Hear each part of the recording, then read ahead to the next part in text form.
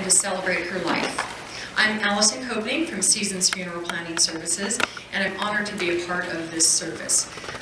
I didn't know Faye personally, but there's one thing I do know, and that she was very, very loved. To see the amazing display the family tirelessly worked on for the past 2 weeks, and to see all of the friends in the family and the friends of the family that came to show their respects and to honor Faye.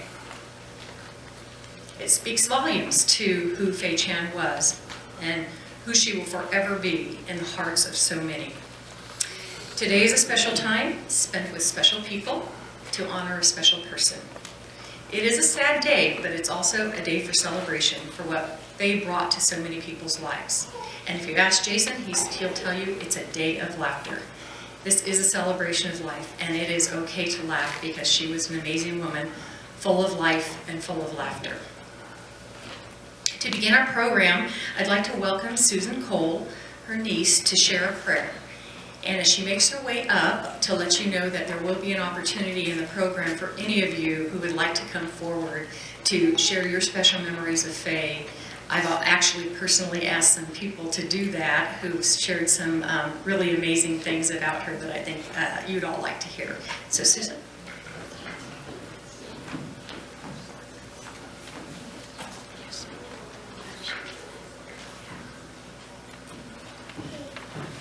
A reading from Psalm 121. I lift my eyes to the mountains. Where does my help come from? My help comes from the Lord, the maker of heaven and earth. He will not let your foot slip. He who watches over you will not slumber. Indeed, he who watches over Israel will neither slumber nor sleep. The Lord watches over you.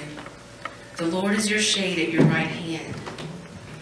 The sun will not harm you by day, nor the moon by night. The Lord will keep you from all harm. He will watch over your life. The Lord will watch over your coming and going, both now and forevermore. A prayer taken from the Book of Common Prayer. Father of all, we pray to you for those we love, but see no longer. Grant Faye your peace. Let light perpetual shine upon her. And in your loving wisdom and almighty power, work in her the good purpose of your perfect will.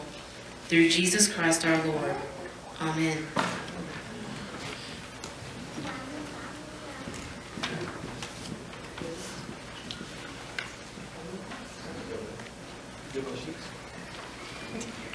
Hold on 1 second, I'm taking my speech.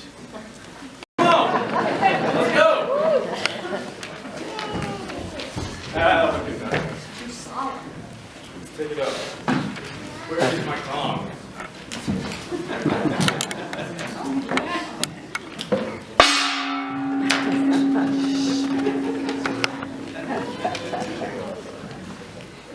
Everybody up?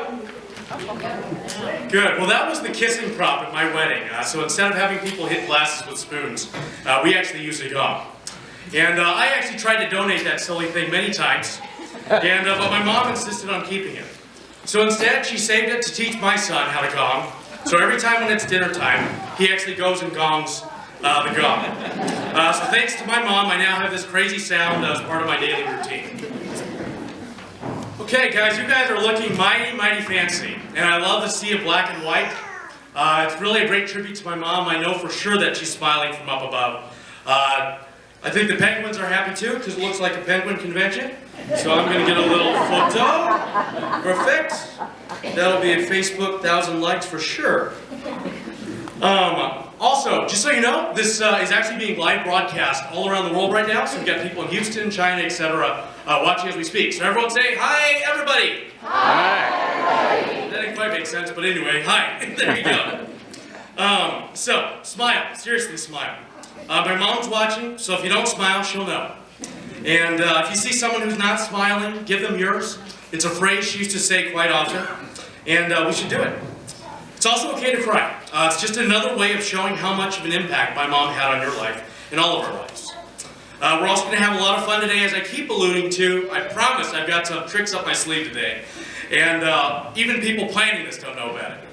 So it's a very special event with some very special elements for some very fancy, special people that all were able to touch my life, or touch my mom's life and be a part of her life. And just so you don't miss a detail, I'd like to point out a couple of them to you, because they're the hard work of a lot of the friends and family over the past week trying to get all this together. So if you look, start at the beginning, you've got the tropical flowers. These were what my mom wanted. In December, they're hard to get. You've got to get them from, or December, January, you've got to get them from Costa Rica or Hawaii, overnight them. So instead of those, $19.99 bouquets at Sam's or $49.99 bouquets at your local florist, I had to ship these things in every year. And there was no better way to tribute, to honor her than to get all these arrangements. As you see, if you look in your programs, the name badges are very special to her, as well as the menu that we're going to have later today. The Texas barbecue, as well as there's a treat, Bluebell ice cream. Do not confuse that with Blue Bunny ice cream. It is not the same. Don't confuse them. Bluebell is enormously superior. And be sure to have a scoop. You can only have a scoop because I got it from Texas, so you can't have more than that. And be sure to fill out a memorial card. We're really looking to make a really nice scrapbook full of the photos. Yes, we do have a photo booth at a celebration of life. Might be the first time. Just so you know, the Chants don't do things like other people. So get used to it, take a lot of photos, please smile, please enjoy it. It's unlimited enjoy, and let's fill up that scrapbook. The next part of the agenda, if you're following along, is actually to tell a little about my mom's life. And instead of just reading the biography, which you can do on your own, I wanted to share a couple extra things that you might not have known about her. And so I'd actually like to do a top 10 list. So the top 10 things you may not have known about Faye. Number 10, my mom loved top 10 lists. Number 9, my mom actually visited 9 countries in her lifetime. Mexico, Guatemala, Nicaragua, Panama, Ecuador, Costa Rica, China, New Zealand, and Taiwan. Number 8, in Houston, we could easily hit 8 shopping malls in a day. And I know in Vegas, with our 3 or 4, it sounds kind of crazy, but in Houston, easy, that was a normal Saturday for us. And some of you know that I thrive on the art of the deal. And I want to tell you quickly how that got started. My sister and I, as children, would be given $20 to spend however we wanted, no stipulations, etc. And with that $20, we could buy whatever we wanted. And basically what that taught us was to hone in getting the best deal you could for that money to be able to stretch that dollar as much as possible. So I literally would not purchase something until I had visited every store in the mall to see what all the deals were, and then go back. And then if there was something else I wanted, I learned to save. And that really was a great life lesson, because then I learned how to negotiate, learned how to price shop, I learned, really the art of the deal. So I appreciate my mom for that. Number 7, my mom was actually one of 7 siblings. We're fortunate enough today to have 3 of her siblings with us today, Uncle Edmund, Aunt Linda, and Aunt Jean. Couldn't figure out 6, so I'll give you 6 quick random facts. Faye was great at ironing and folding. You'll see a photo in there and everyone's like, why'd you put a picture of her with an iron? My mom loved to iron. She was like, she basically, after she had touched the clothes, looked like they had been to a dry cleaner. She was also great at wrapping presents. The people in the mall had nothing on her. And she also had incredibly clear and legible cursive compared to mine, and that's why I never tried, because hers was so good. Why would I bother? And she also has no idea what car any of you drive. All she knows is what color car you have. So I have a blue car, you might have a white car, red car, etc. It just wasn't important to her. But breakfast was one of her favorite meal a day. And the last place she wanted to visit but hadn't got a chance to was Alaska. So if you get a chance in your lifetime, perhaps you can see it and think of Faye. Number 5, she was 5 feet tall. Not an inch higher, not an inch lower. And she claims to have had quite a basketball career in her younger days. I don't know, I don't see it, but whatever. Number 4, her 4 favorite TV shows, Perry Mason, MacGyver, Murder, She Wrote, and Monk. Number 3 dishes I'll miss with my mom that she actually made were her hamburgers. If you're ever lucky enough to have her hamburger, no, I'm not going to tell you the family secret, but they're the best in the world. And if you want franchising rights, come see me afterwards. In addition to her hamburgers, what were we on, number 4? Nope, number 3. Chicken and potatoes, this is a Chinese dish, and meatballs and mushroom sauce with mashed potatoes.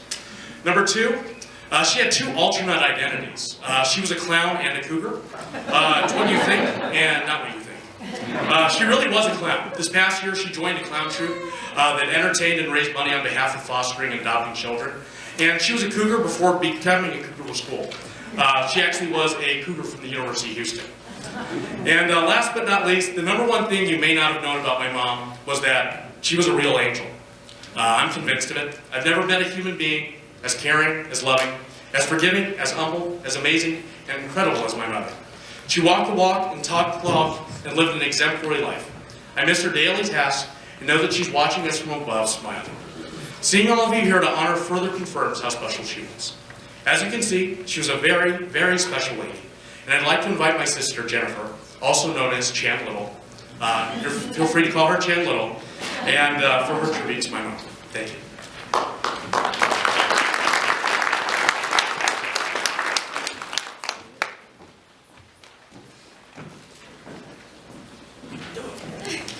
Well, that is a hard act to follow. All right. Like my brother said, my name is Jennifer Chan, and I'm Faye's daughter. With the start of the new year, I've been overcome with a range of emotions, and it would be an understatement to say the last 2 weeks have been the most challenging few days of my life. My sweet mom passed away unexpectedly this holiday season, and we've been hit with plenty of highs and lows and flooded with fond memories of everything she gave us. A lot of people have asked me to think about my favorite memory or fondest story I have of my mom, but I can't seem to narrow it down to just one singular aspect. I've made writing and relating to the public into a career, but for once, I'm truly at a loss for words to describe just how much I will miss my mom. In short, my mom gave me everything. Every strong, redeeming, or positive quality I possess as an adult, I owe to her. I firmly believe that a mother wholeheartedly impacts a child's character, personality, integrity, and direction in life. And let's just say that my brother and I hit the jackpot with my vivacious, loving, and determined mom. She was our #1 fan, our biggest cheerleader in life, and for the most part, she raised us on her own, a true testament to her incredible, strong-willed character. My mom was full of life and love, and she sprinkled her happiness everywhere she went. She made friends easily and effortlessly, and was a shining example of someone who put others in front of herself. She was selfless, giving, and always loving. She opened up her arms wide and embraced anyone who crossed her path. My 6th grade science teacher once described her as a ball of energy, a firecracker that lit up any room she walked into, and it would be impossible to forget her funny jokes or inherent way to make people feel at ease the minute they met her. It's no wonder that she has lifelong friendships from college that have stood the test of time over all these years. Her loyalty and compassion to those she cared about will always make a lasting impression to me. She taught me that the most valuable things in life aren't things, but rather the companionship of loved ones. Her friends and family were her world, her whole world, and I believe she passed on this admirable quality to me, leading by example. She embraced all walks of life and poured her heart and soul into her relationships near and far. She loved to have fun, she enjoyed a good celebration, and most importantly, she loved life. To her, that meant a life filled with good people, endless laughter, and new memories. If someone, anyone, needed help or an ear to listen to or a partner in crime to share a meal with, to see a show with, or take on a new adventure, she would be there. As a mother, she was constantly enriching our lives with culture and teaching us important values that we'll never forget. Growing up, Jason and I attentively watched musicals and plays on a regular basis, volunteered like there was no tomorrow, and visited every museum or cultural festival she could find on a map. I've been told more than once that my mom was always the life of the party, and she was constantly mixing and mingling everywhere she went. She also successfully played matchmaker for a number of her girlfriends, earning her a maid of honor role in more weddings than she could count. She did everything she could to brighten everyone else's lives and make others smile, and that was all the reward she ever wanted. Let's just say I attribute my social butterfly skills to my happy-go-lucky mom. My mom was a simple woman. She didn't boast or brag, and she always kept her 2 feet firmly planted on the ground, even when I wish she would sometimes indulge in life's luxuries. Despite the fact that her only daughter grew up to be a fashion and beauty editor in New York and LA, my mom never wore an ounce of makeup unless I forced her into my makeup chair for a special occasion. And she would be content wearing her signature black and white ensembles every day of the year, while I loved nothing more than playing dress up, shopping till I dropped, and fantasizing about designer clothes and posh accessories. To that end, one of my favorite memories of my mom is how she would endlessly embrace and nurture my interests and support my every whim, no matter what. I was a voracious reader as a kid, and there was never a book I couldn't have at the local bookstore or library. I stocked up on piles of books every few weeks, and naturally I became a writer with a huge imagination at a very early age. Given that my mom was a teacher, I'm pretty sure this made her quite proud. When I started racking up awards for stories and poems I penned during elementary school, I made a promise to myself and to her that I would become a writer one day. My mom was very devoted to us, which also meant she was extremely active throughout our school years as a volunteer, a tutor, and a proud cheerleader dance team mom to me and a band mom to my brother. She was there for every performance and game, and she cheered us on with more school spirit than you could imagine. All of the kids we grew up with knew our mom. She was a regular fixture on campus, enhancing everyone's educational experience for the better. When it came to academics, she motivated us to thrive in our studies and our extracurriculars, to form fast friendships and challenge our strengths and weaknesses. It's no surprise that Jason and I became overachievers without even realizing it. Growing up, of course, I loved fashion with my whole heart, and she and I would spend almost every weekend regularly shopping all of my favorite stores at the Houston Galleria.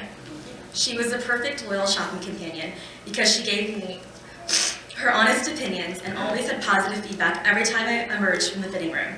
If I had any flaws as a teenager, I never knew it because my mom poured so much positivity into my self-esteem.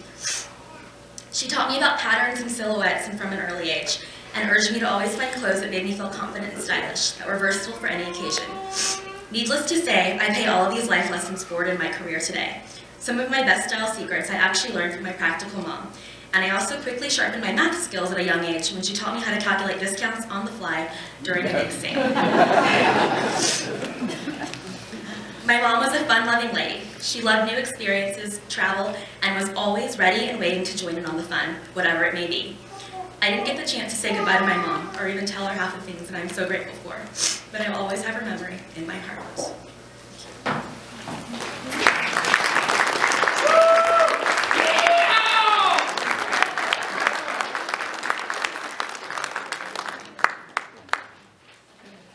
Next up, Linda Merrill, Faye's sister.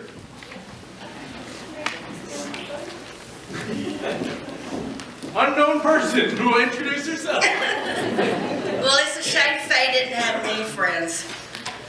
Hi, thank you today for joining us for the Celebration of Life, honoring Faye Chan. I'm Linda Merrill, and to give you some perspective, Faye was the number 2 child, and I was the number 6 child in our family.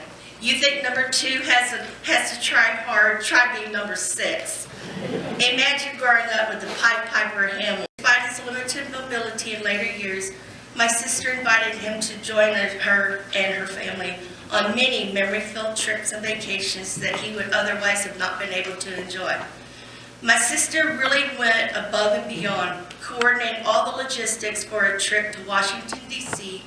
for the opening ceremony of the National World War II Memorial for our father and about 50 of his fellow veterans, their spouses, and other family members, much like my sister. When it came to organization, my sister was like a platoon commander preparing a fighting unit for its next battle. She volunteered for this duty and was committed to getting this unit from point A to point Z and back without a hitch. She lost nobody. There were no casualties. This was truly a trip of a lifetime for these military heroes, and my sister made it possible for all of them. In recent years, Faye has made a life for herself in Las Vegas, and Ollie has played a significant part. Ollie, for those of you who don't know, offers non-credit classes to seniors who are interested in personal enrichment and the ongoing joy of learning. She often would tell me about her classes and friends, instructors, courses, and assignments. She was always excited to tell me about the various Ollie committees she chaired and served on. The Ollie experience combined 2 of her lifelong interests, education and seniors. Today we come together for a celebration of life honoring Faye Chan, and the greatest show on earth must go on, where the stars of our show are Jason Chan and his wife Claire, their son JJ, and soon to join the cast is baby Chan number 2. Also sharing star billing on this marquee is Jennifer Chan. Jay and Genevieve, you have always been your mom's biggest accomplishments and her greatest sources of joy and pride. Always remember, she loved you from here to the moon and back, plus one more than whatever you say, to infinity times infinity and beyond from the day you were born. Her legacy lives on in you. Claire Bear, Mom always told me how lucky we are to have you in our family. As JJ might say, cheers to that. JJ, you really have a way with the ladies. You're already the total package, but you don't play fair. How could your grandmother resist when you asked, will you be my grandma? And just for the record, she said yes through many tears. JJ sealed the deal by making his appearance on December 3rd, 2011, and the rest is history. But as great as the show is here on Earth, don't think that my sister Faye is sitting idly by. She's planning the next big adventure for children of all ages. Come one, come all, the show is about to begin. Oh, and being number 6 is not so bad when you have a number 2 like Faye. Thank you.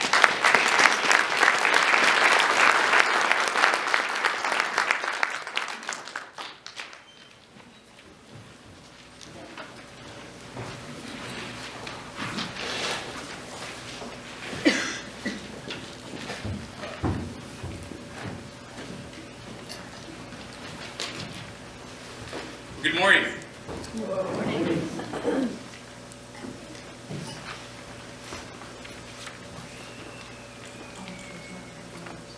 No, these aren't my notes. But I'll read them anyway if you want me to. That's okay. This past week I had kind of a dream I thought about. And it had to do with my sister going to heaven, be at the gates. St. Peter greets her with a pan of barbecue and bread pudding and bluebell ice cream. He said, Faye, welcome. We've been waiting for you. We've been waiting for a while, but that's okay. You've done a great job. You've been a great educator, a great teacher. You work wonders with seniors, and God knows you got a lot of them up here. That was kind of funny, wasn't it? God knows you got a lot of old people up here. So he does, no. And we know you've been doing a great job as a mother and grandmother to any kid that's name starts with a J. But you know, all those things you've done are great, Faye, but I do have one question for you, and you've got to answer the question correctly before you get into heaven. Faye says, I've been a teacher, I think I can handle this. Says, you got to spell one word, Faye. Faye says, what is it? St. Peter says, love. Faye says, I got this. L-O-V-E. St. Peter says, great, you're in. Come on in. Ready to go. Hey, Faye, since you're here, I've got to go to the restroom. So if you could man the gate for a while until I get back, could you go ahead and just stay here? Faye says, well, what do I do? St. Peter says, you know what to do. You're a teacher. You tell anybody what to do. You know what to do. So Faye sits at the gate, and then I come along. First of all, she's surprised to see me there. And then, no laughing, please, Linda. No. So she's surprised to see me there. And she says, Ed, what are you doing here? I said, well, everything I've ever done, I followed you. So I said, well, how do I get in here? She says, well, I learned that all you need to do is spell one word correctly. I said, well, sheesh, I got that. I'm not totally dumb. I've done a few spelling bees. I said, Faye, what's the word? She says, Czechoslovakia.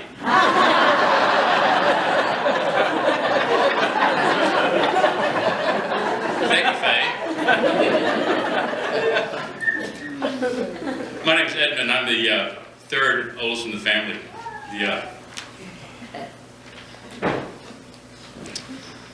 The oldest son with two older sisters, Jean, who's here, and Faye. It means I had three mothers. So it was not, it was hard to get away with anything in that house when I was growing up, but I did. I managed to try that. Did that pretty well. Some of my memories of Faye really are right at the beginning and right towards the end. At the beginning, Faye kind of set the standard. Actually, until I realized that my father's paper son was actually his brother. I always thought he was my older brother. So all the years that he was in our house and lived with us and worked with us, I always thought he was my older brother. So, you know, when we used to sleep in the same bed, and And you know, when we sleep behind our grocery store, my father and mother operated, we slept behind the store, and you can imagine 3 people in a twin-sized bed. So fortunately, you know, it's the 2 of us and my uncle, which I thought was my brother. I'd always play with him, fight with him, and kick him. He wanted to quit kicking me. And of course, he exercised his rights as an uncle. He probably could have, you know, shut me up pretty quickly. But he was very kind to me. I kept kicking him all the time during times we tried to go to sleep. But what we did find out that Faye actually was the smartest person of my sisters at the time, because unfortunately, in a way, because of the economic conditions at the time, my oldest sister got married young, had a very successful business with her husband David, who's here, and raised 4 wonderful children and grandchildren as well.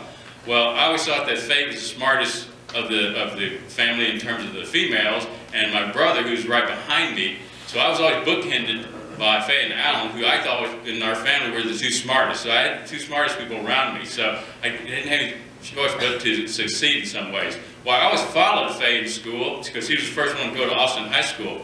We moved to a new house and moved to a different school district, and Faye started out at Austin High School. Well, Faye had a great reputation there because she was an excellent student. So she made all A's, so she kind of set the standard for me. And so she allowed the teachers to know, well, this guy must be at least halfway smart because his sister's very smart. So that's a good stereotype I like to continue on. So what happened was when I had trouble, I don't want to say that Faye was tutoring me or taught me everything, but one thing I learned about it was I found out where Faye kept all her old notes and tests. Oh, thank you, Linda. I'm not that stupid. So whenever I had a problem in school, back in those days, you never changed the textbooks for very long, and the teachers were probably too lazy to change the test and the homework. So I was always able to find Faye's notes and Faye's old tests. So that's how I kind of studied. So you imagine how easy that was after you have somebody who's already done all the work. So I get in there and I do all the things. So she set a very high standard for me to try to do things, and I was only following her coattails. She did a wonderful job kind of trying to keep all of us in line, I think, over the years. I think some of the testing that she helped me understand that in high school, you know, you had to do the best that you could do. She never said it that way, but the standard she set for me and my siblings was that as we went through school. Because my parents, in a sense, were very busy operating their store. They expected us to do well, but they, like anyone else, didn't really have educational background to teach us or have time to tutor with us. So it was up to Faye to kind of do some of that with us. As Linda's already said, that was one of her great strengths, was to kind of mentor us, but without really realizing she was being a role model to us. Well, the nice thing about Faye was we started getting more of our siblings into the high school, and if there were 5 or 6 Chinese in the high school at the time, that was a lot. So 3 of them were your brothers and sisters, and the others were your cousins. So it's no wonder my parents always wondered why I didn't take a Chinese person to my prom. So figure that out. You don't have to take your sister or your cousin to those things. The last thing, later in life, after my mother had passed away, my father, though he seemed to be very dependent and self-reliant, he also exhibited a part where he really missed my mother because of all the things that she did around the house. Although my mother didn't speak much English, we thought my father would probably survive better because he did speak English, was able to get around very well, very independent. However, it turns out that actually he wasn't that independent. Faye ended up stepping in to take care of many, many things that he was involved with over the years. As his health failed, or starting to fail, we realized that he was needing more assistance. So this was when Faye and Jennifer and Jason had to move in with my father at the time, taking care of him and providing him with much emotional support over the years. Well, my father was really pretty interesting, as it turns out, because Faye became sort of like his mother, and I became kind of like his father over the years, because she was taking care of his emotional needs. I was trying to help him manage his financial affairs. So whenever he was in an assisted living place, within about 6 months, he decided he didn't like it. So he called Faye in Las Vegas at the time, and he would say things to her about how bad the place was. And of course, she was in Las Vegas, I was here in Houston. And so then Faye would call me on the phone, and we'd really get into it and said, said, hey, Papa says you won't let him move. I said, what do you mean says I won't let him move? So the next thing you know, we're like any sibling or like a husband and wife arguing about what our kids said, because if any of you have kids, you know that the problem is one kid says one thing to one parent and says another thing to their parents, and the parents get involved with it, and next thing you know, there's a big clash.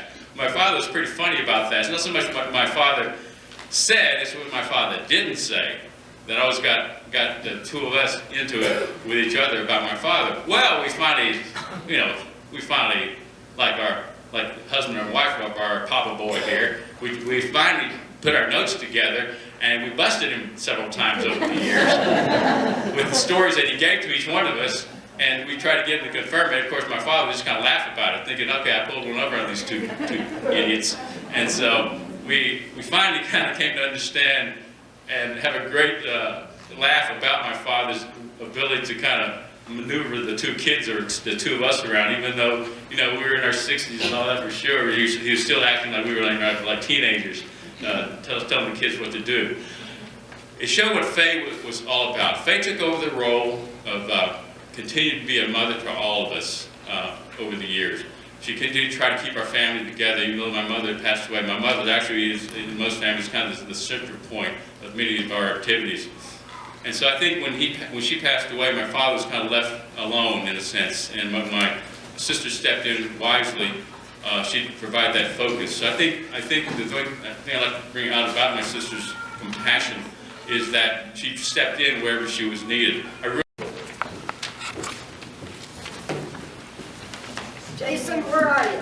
I'm here. You forgot to cut this thing down so I can stand behind you. What are your high heels? There's Kleenex up here too. Oh, thank you.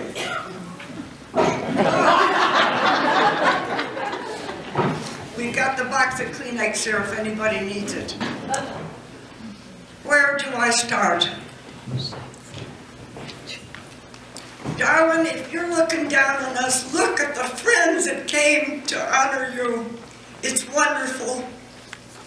And because Jason told me to wear black and white, I went all the way and I went to the store and I bought black nail polish. Are you seeing it? I did it just for you, not for Jason. Just for you. I have to digress for a moment just to get into the position where I met her and she became so important in my life.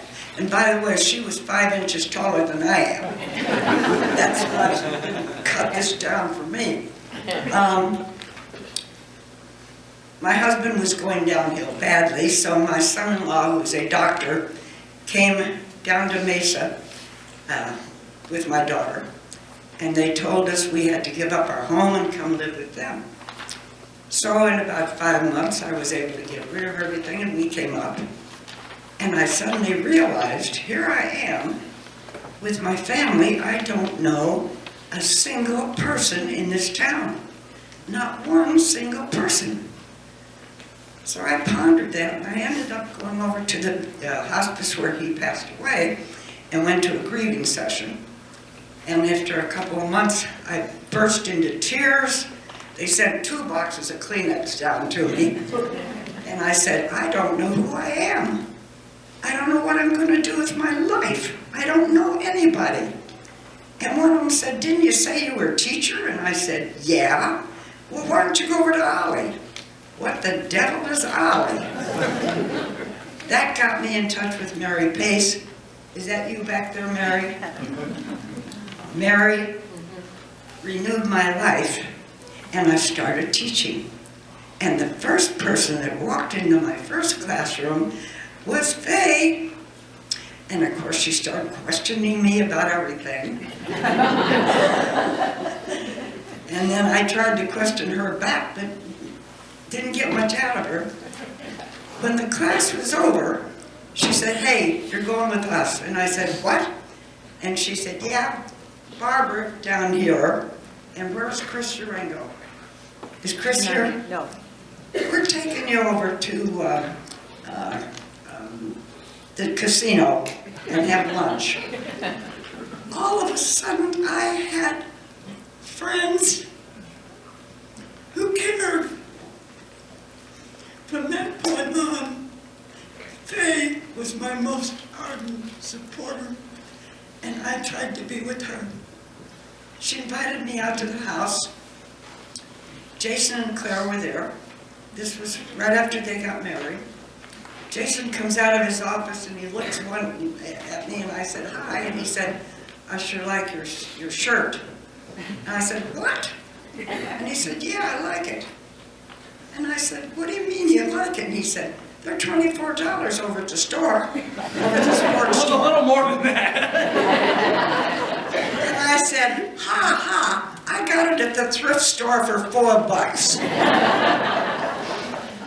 Well, Claire brought out their wedding pictures, and Faye just looked like a million. She had all those pictures, and I think your Chinese wedding was first, and then the other one, is that right? So I saw all those, and I got acquainted with the whole family right then. From then on, we did a lot together. We talked on the phone, and my gosh, she'd call me at 9, and she gets up early, and I don't get up till 10 because I stay up till 1 or 2. And I'd say, "Dang it, quit calling me before I get out of bed." And so she did. She'd wait till 10 o'clock, boom. But we'd talk for an hour. I don't know what we talked about. So getting up here, after he asked me to speak, I said, "How many times have I got a whole hour?" The next thing I tried to remember, other than on campus, Jason had some kind of meeting going on down at a hotel, and Barb and I went down there with Faye, and was it your box of costumes or hers? Mine. He had a box of costumes. We tried on costumes for a half an hour or more, and he was taking pictures. And one of the pictures, I put on a bridal veil. He got in the picture with me, and we got married. So I sent that picture to my family and said, "Here, this is my second husband." So we had great, great times. How do you pull them all out?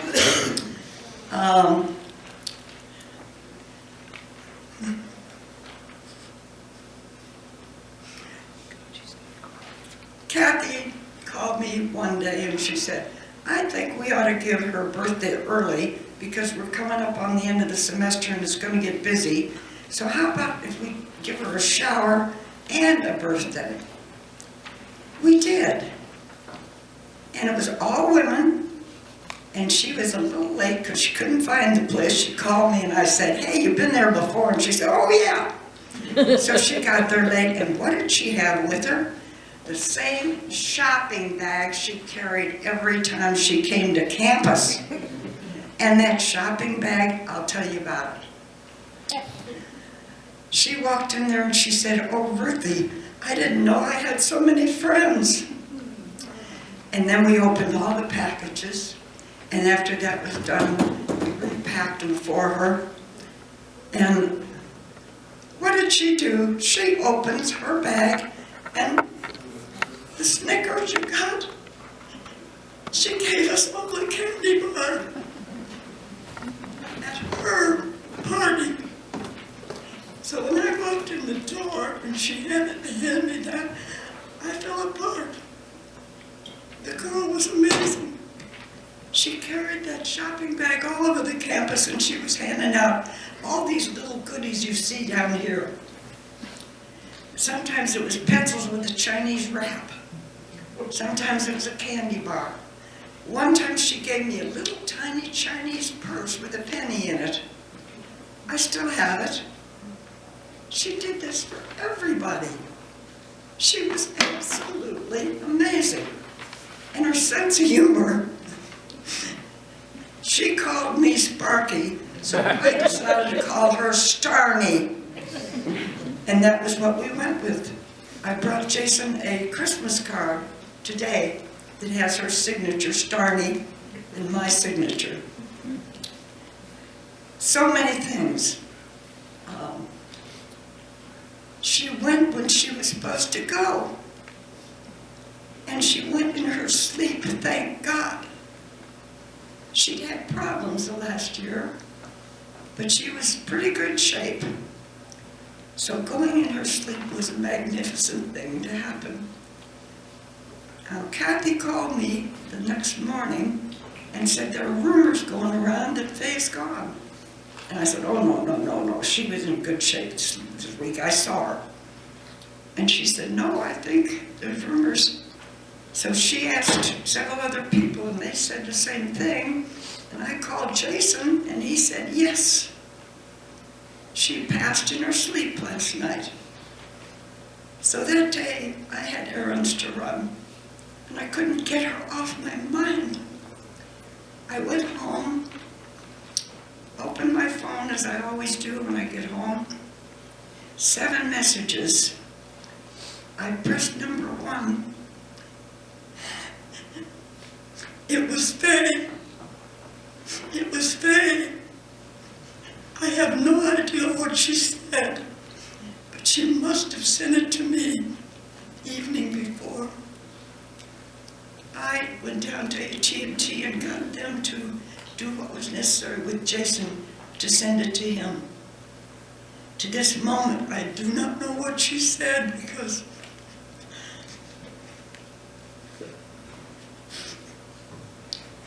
I was so overcome with hearing her voice when I had just found out a couple hours before that she was gone. Faye, you keep in touch with us. You're having a better life. You've had a wonderful life here with all these people telling about you and your sense of humor and who you were. And that's my story with her. Thank you.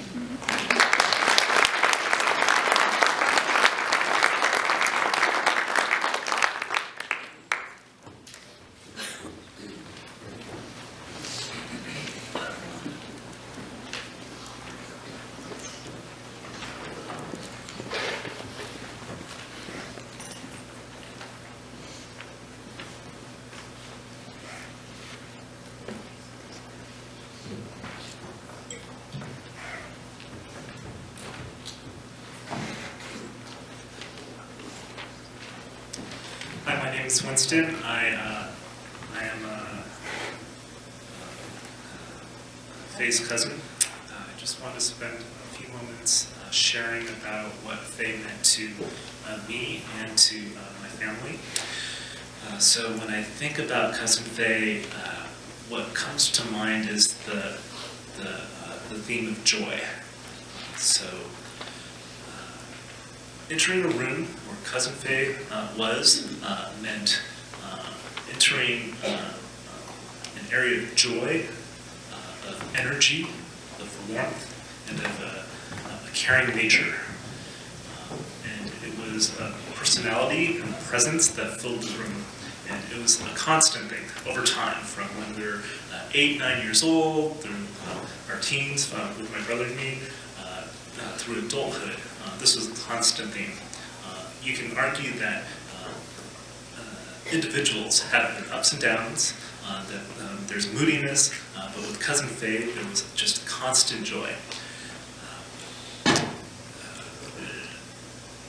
Not only for me, but my family as well, as Cousin Edmund noted. My father and Cousin Faye grew up almost with a sibling relationship, although my dad was her uncle in actuality.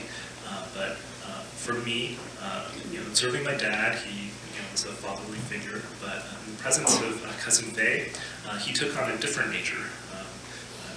You could argue a boyish nature. There's a childlike quality that came out in him whenever Cousin Faye would come to visit, and it was a touching thing to see.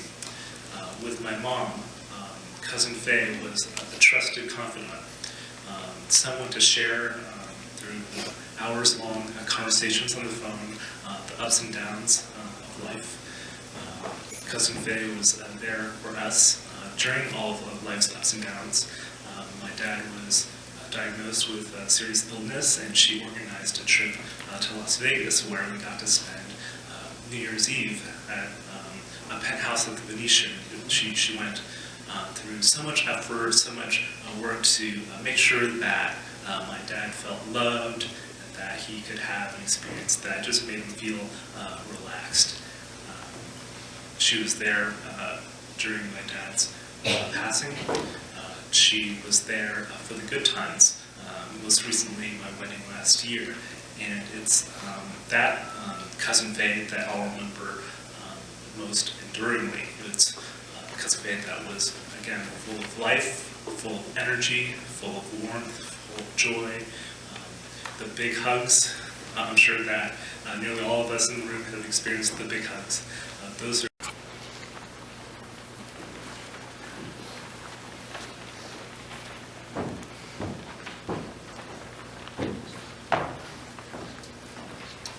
I'm Jason. I'm Faye's cousin. Kind of some of the things I think about her, like when my brother and I were younger. Before she had Jason and Jennifer, it was mostly, she would give her affection to both my brother and I. And one of the things I remember around Christmas time, she would, my brother and I would be waiting for these packages to come from her, and we knew that she would be thinking about us, and she got us these, usually she would get us these toys, or the cool toys that we like, compared to other relatives, our aunts and uncles. Okay, they gave us a toy, yeah, we appreciate it, but we're not going to play with them for that long. But with her, just like she knew what we liked, we like Transformers, and so she got like the ones that we didn't have somehow, that she knew that we, could add to our collection, and then we can just, and then when we get it, we'd be like excited and everything. And she, like my brother said, she was like a constant joy and a constant encouragement to us as a family. I mean, I could see, just kind of the way she is, and her kids, and Jason and Jennifer, just how she just kind of breathed life into them. And it's just, she was just like a tremendously encouraging for me, my brother, and my mother, and we're really thankful that, she was just, we were there to be there, a part of her life, and that she was a blessing to us.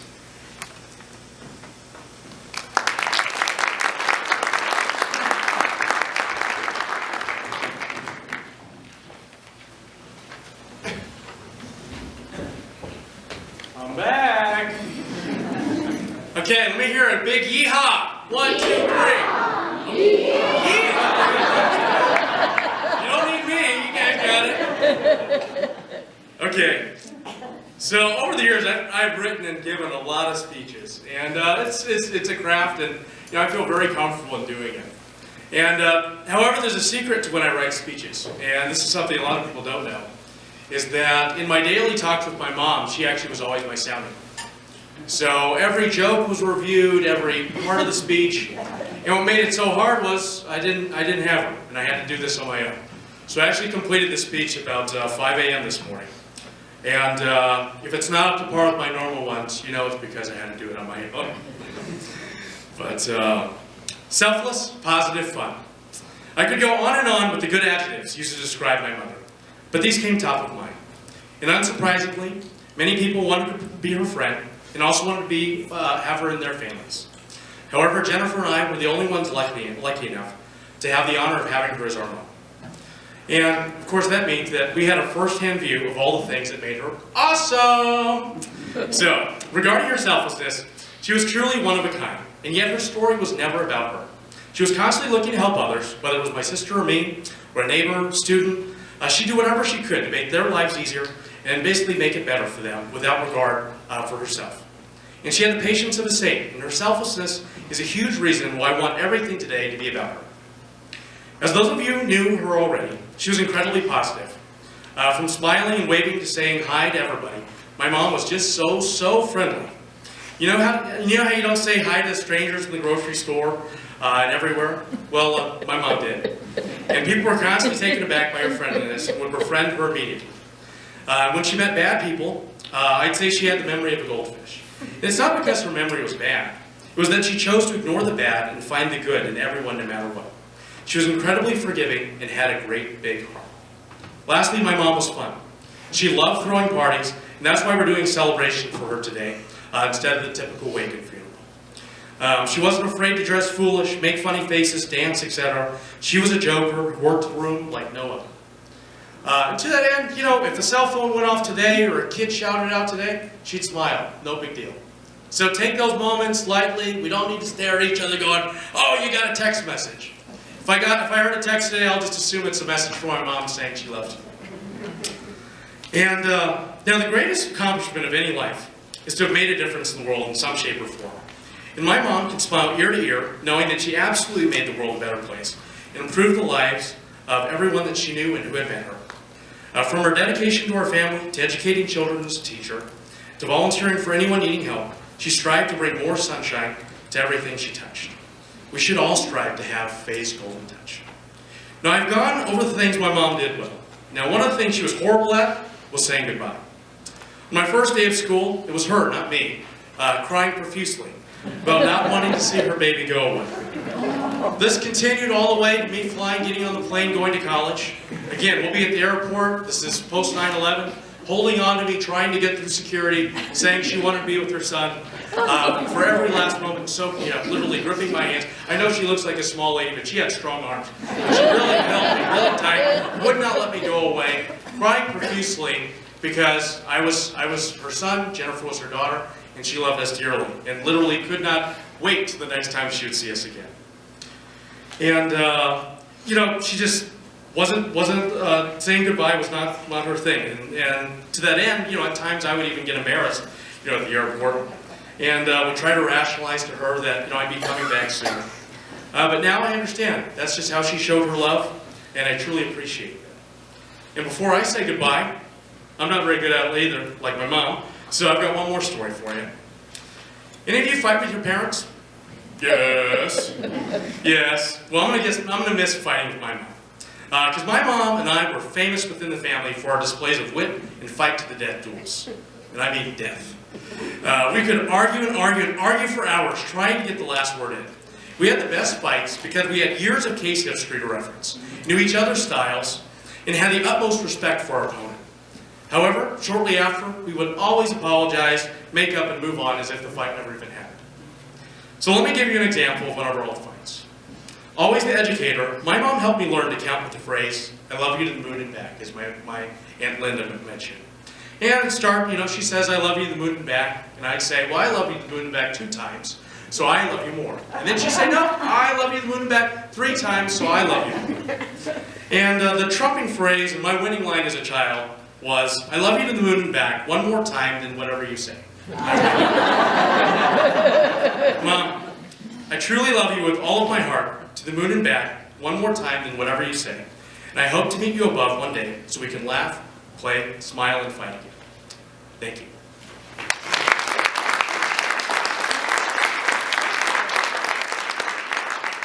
I know many of you have some great memories with my mom. If you'd like to step up to the podium, feel free to go ahead and let's go and just create a line if you'd like to come. If you would like a more reserved person, want to keep it to yourself, that's okay. But everyone, please, I think it's better up here to see it. So ignore those mics, come up here if you'd like to come up. Nonetheless, if you want to keep it to yourself, please put it on a memorial card so we can put it in the scrapbook. And just so you know, they're all Kleenex along the rows. We still have some I've got one more secret slideshow coming out. Locate that box of Kleenex. My goal is to make you cry, then we'll go back happier afterwards. Cool? So if you'd like to come up, come on up.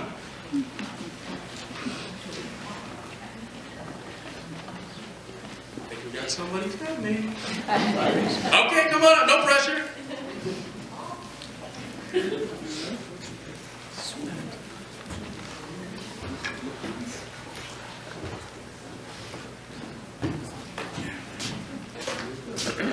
I'm here because I saw nobody else move.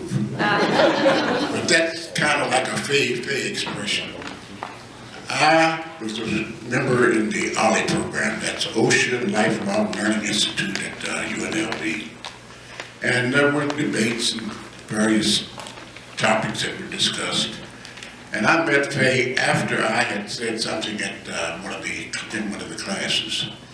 And she said, "I agree with you, but." And I said, "Faye, I don't do buts." She said, "Well, you will now." So we became, I say, friends. I have not met many people that impressed me as much as Faye impressed me as a friend and as someone who was open to others. We were great buddies until she met my wife, and then she fell in love with my wife, and I had to take second fiddle. But of all of the people I have met in the OLLI program, and this is from the bottom of my heart, I will always remember Faye. She was one of the most warm, open people that I've ever met in my life, and it is a terrible loss for all of us who know her. Thank you, and I'll always remember her.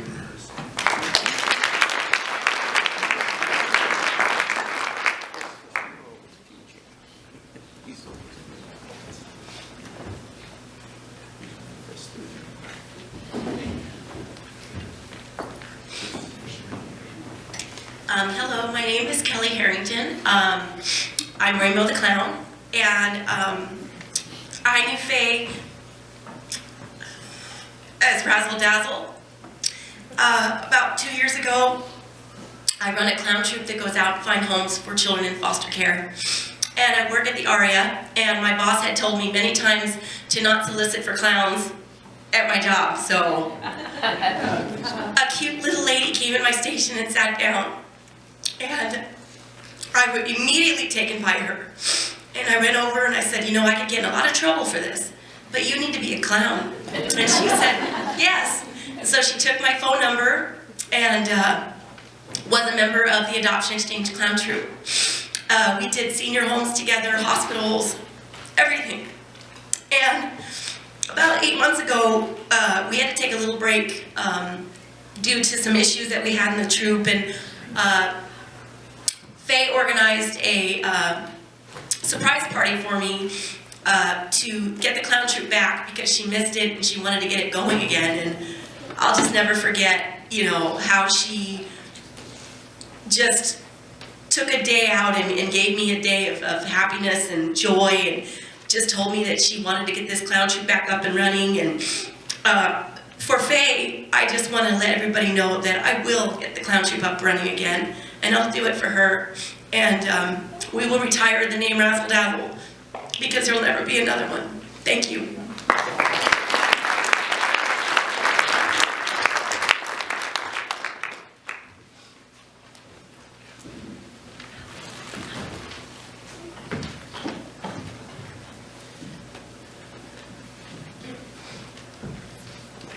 Good morning, everyone.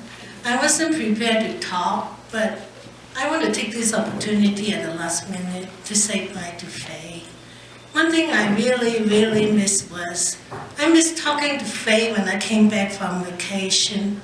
I came back on the 10th of December because I was in a choir, and we had a lot of performance for the community, and we had to do rehearsal and go perform. I didn't have the chance to talk to Faye, and I was getting ready to talk to her after all this performance. But before the performance was done, I heard this news, and I'm so upset. Now it made me think, if you want to talk to somebody, talk right away. Don't wait. We are very fragile. I know Faye since I'm married into the Gore's family. She's my favorite niece. The two of us, even though we don't live in the same city, she's in Las Vegas or Houston, I'm in Fremont, and California, the two, Jason and Winston, my sons, feel that Cousin Faye always is in the neighborhood. No matter what happened, in ups and downs, she's always with us. So my theme of talking about Faye is her. And I says, you know, board meetings get kind of unruly, and you're just the person I've been looking for to be our sergeant at arms. She can melt anybody.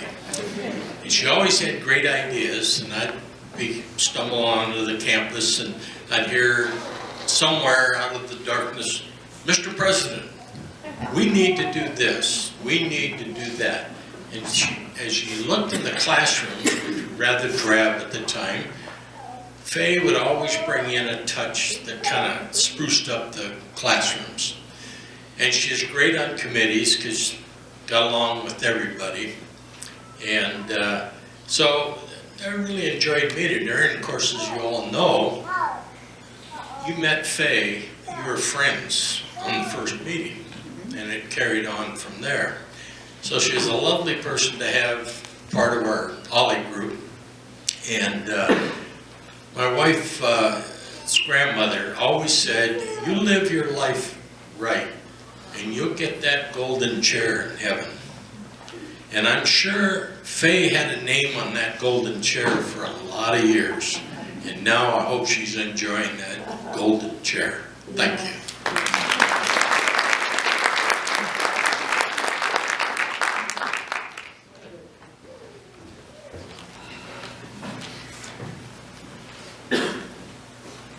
My name is Mary Pace. I'm also with the Ollie program at UNLV.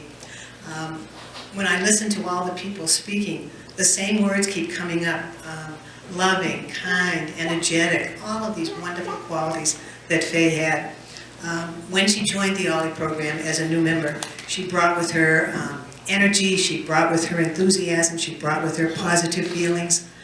I'm a native New Englander, so I'm kind of reserved a little bit until I get to know people, not Faye.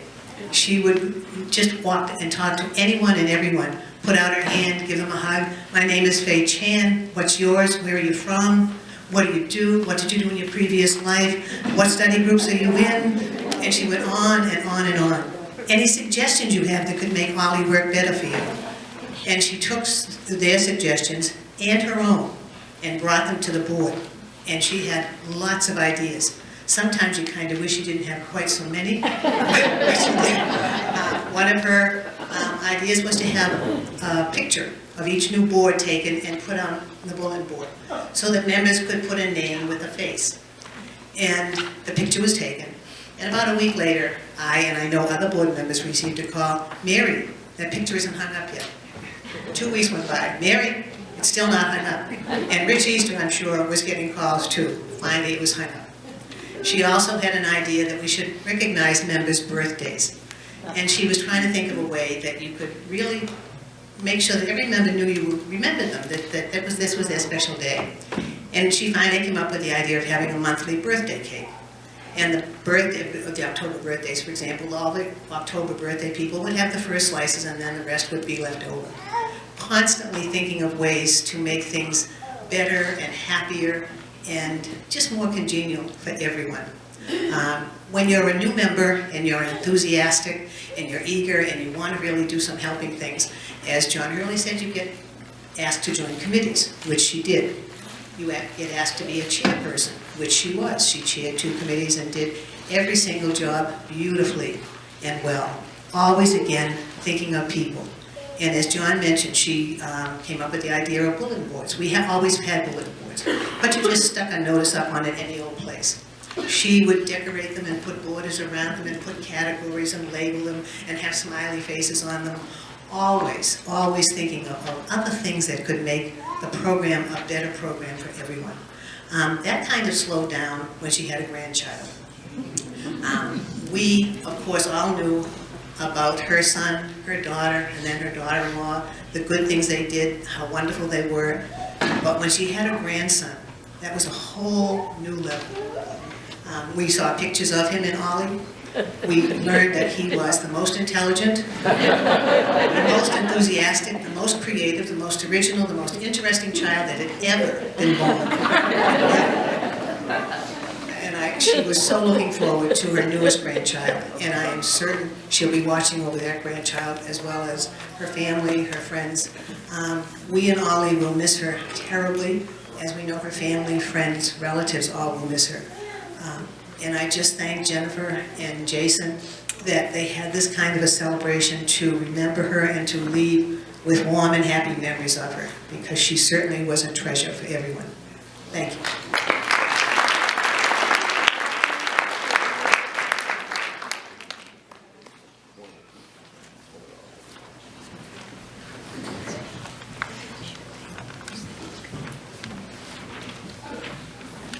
Hello, everybody. My name is Elena Cieslak, and like several people before me, I knew Faye through the Alley program.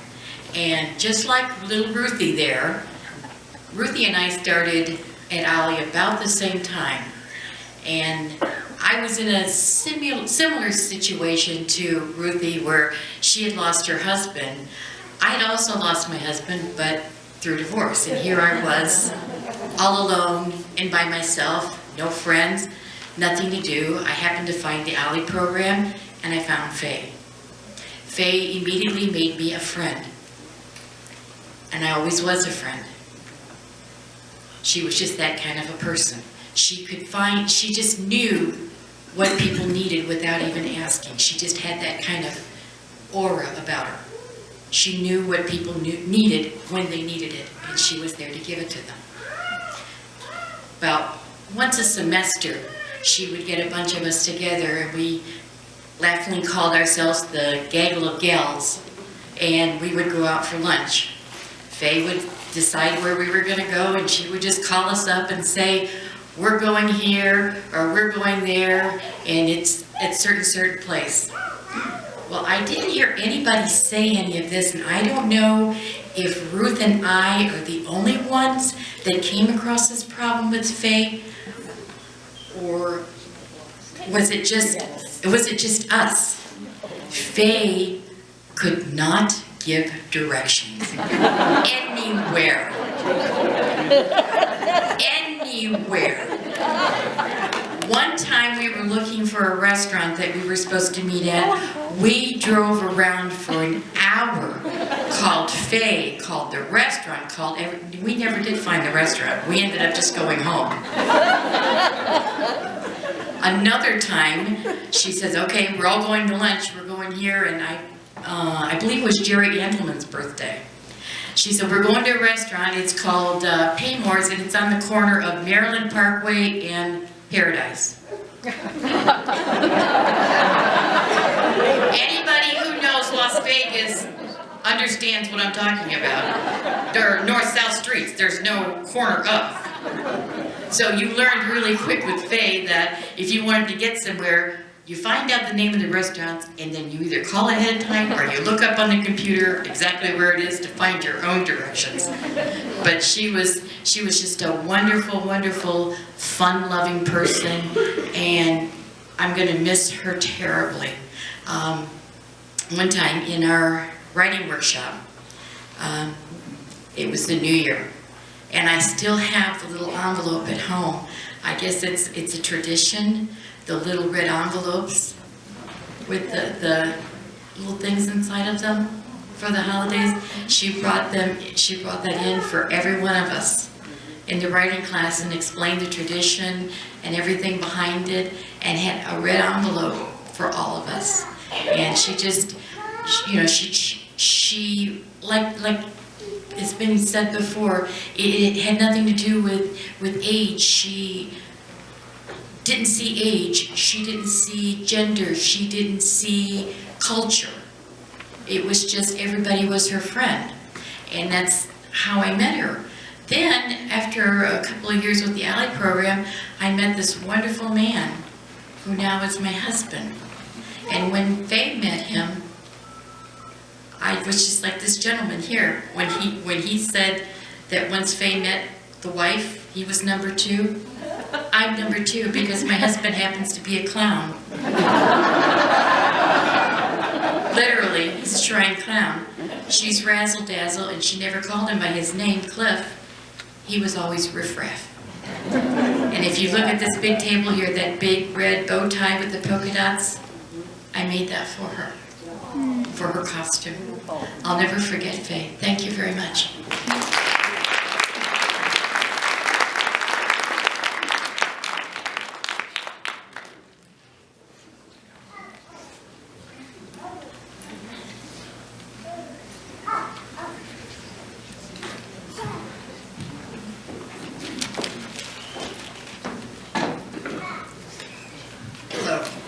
name is Edie Edwards, and I feel privileged to say that Faye was a friend, a very good friend. We also spoke hours on the phone. There's nothing I can say about her that hasn't already been said. I feel like I know her family very well because we spoke hours about them. So I'm not going to praise Faye, though she is praised, and I feel she's wonderful like everybody else. I'm going to tell you how I met Faye. We met a few years ago. We went to summer camp for seniors run by the Clark County. Didn't know anybody, she didn't know anybody, everybody in the bunkhouse was strangers.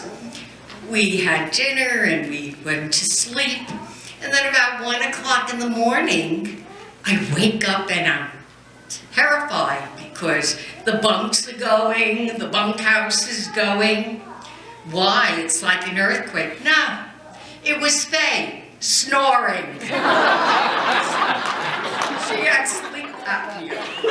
So from that time on, we became friends, and Elaine, who's here, the three of us met often, talked often, and Faye was my Henny Penny, and I was her Foxy Loxy. I'll never forget her. I love you, Faye.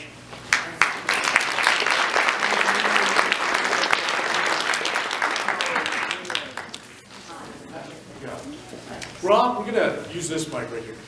Oh, okay. It's on? Yeah, it is now. Good. Okay.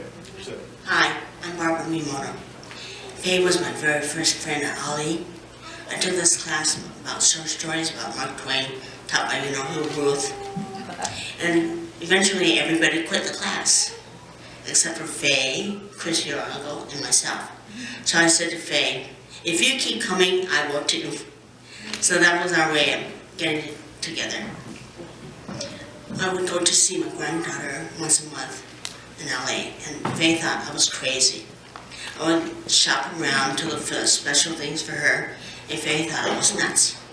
Eventually, Faye knew when I was leaving, and she would bring me a present for my granddaughter. My granddaughter has...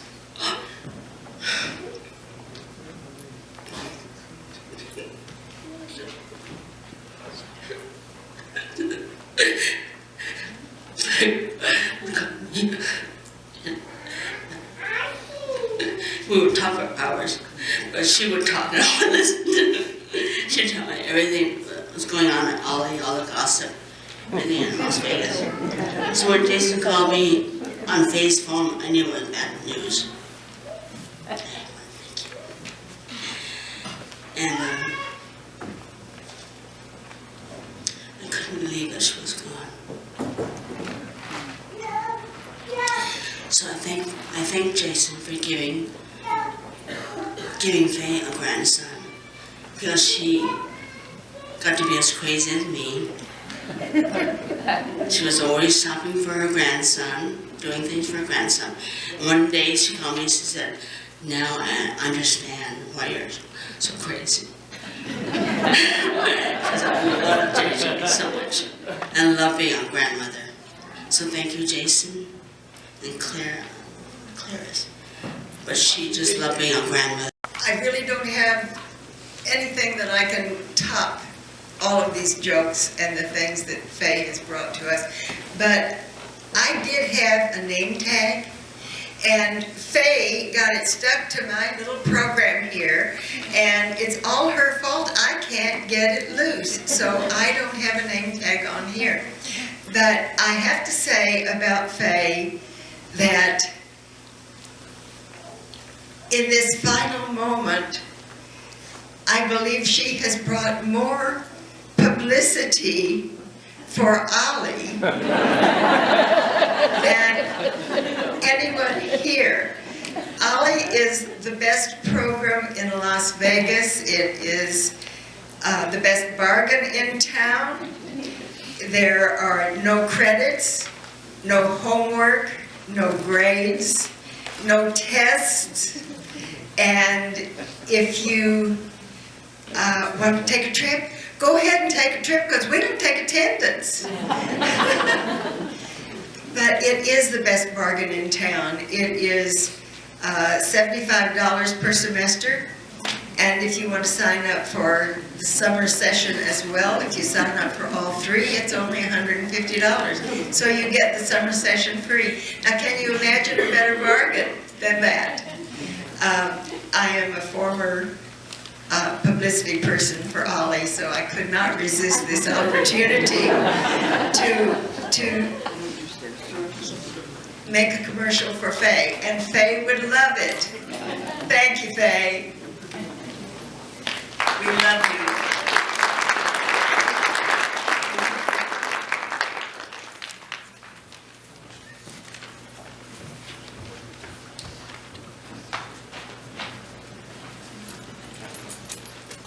Hi, I'm Karen Gordon, and I just wanted to give a little different perspective because I had the honor of being selected Jason's mentor while he attended UNLV. And I had the pleasure of meeting Faye on numerous family occasions. I also had the honor of being selected by Jason as Mentor of the Year at UNLV that year.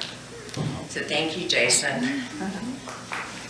But at my first meeting of Faye, I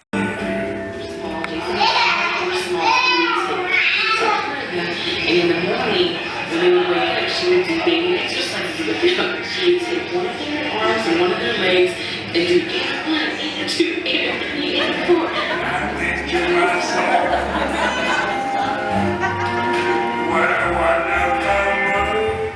My most favorite memory of my mom is that she's always so passionate about life and puts her whole heart and soul into her relationships. She's always made it a very important part of her life to making those relationships, and that's made a big impression on me growing up as a kid, and knowing that the best things in life aren't things up there. Shopping. As you know, there is no gore or chain who can resist a bargain. I see trees. Some people come into your life for a reason. Some people come into your life for a season. Some people come into your life for a lifetime. I sure am glad I fell into that latter category. Thanks a lot. And I think to myself, Faye would always call me on my birthday because Jason and I shared the same birthday. She would always apologize for not calling more often, and I always told her. I see skies of blue. And she was a big influence on who I am today. Faye was one of the most genuine, loving, and caring people in my life. She always saw the goodness of life. Say goodnight, and I think to myself. She was very, very good to me and my family. Faye adored her children, Jason and Jennifer. And Faye's best qualities will always live on